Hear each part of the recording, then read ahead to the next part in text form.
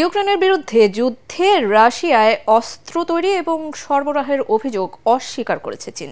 দেশটির পররাষ্ট্র মন্ত্রণালয়ের মুখপাত্র বলেন, তার দেশ কখনোই সংঘাত চায় না, বরং শান্তির পক্ষে।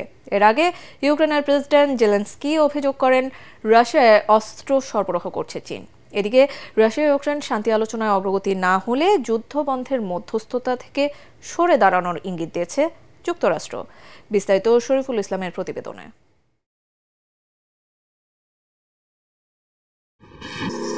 ইউক্রেনের বিরুদ্ধে লড়াইয়ে রাশিয়ার হয়ে যুদ্ধে অংশ নেওয়ার অভিযোগে গেল সোমবার চীনের 2 সেনাকে গ্রেপ্তার করে তাদের চেহারা প্রকাশ করে দেশটির সেনাবাহিনী। তবে বেইজিং তা অস্বীকার করলেও এবার রাশিয়ার কাছে চীনের অস্ত্র ও গান পাউডার সরবরাহের অভিযোগ করেছেন ইউক্রেনের প্রেসিডেন্ট জেলেনস্কি।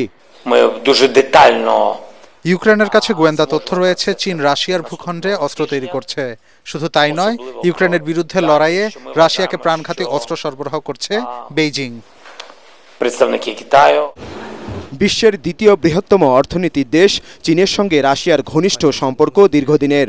ইউক্রেন যুদ্ধের ফলে দেশ দুটির মধ্যে নানা ইস্যুতে এই সম্পর্ক আরও জোরালো হয়েছে। তবে রাশিয়ায় অস্ত্র তৈরি ও সরবরাহের অভিযোগ সরাসরি নাকচ করেছেন চীনের পররাষ্ট্র মন্ত্রণালয়ের মুখপাত্র। ইউক্রেন ইস্যুতে চীনের অবস্থান স্পষ্ট। আমরা যুদ্ধবিরতি ও শান্তি আলোচনা করছি।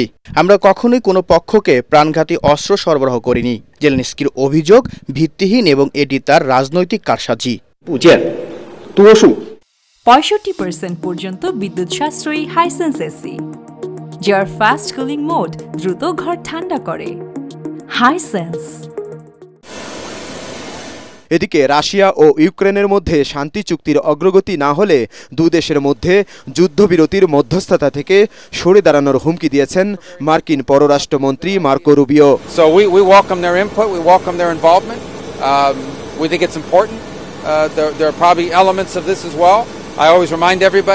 তবে রাশিয়া ইউক্রেন যুদ্ধে চীনকে উস্কে দিয়ে রক্তক্ষয়ী এই সংঘাতকে ভিন্ন খাতে নেওয়ার কৌশল বলে মনে করছেন আন্তর্জাতিক সম্পর্ক বিশ্লেষকরা। শরীফুল ইসলাম, এটিএন বাংলা।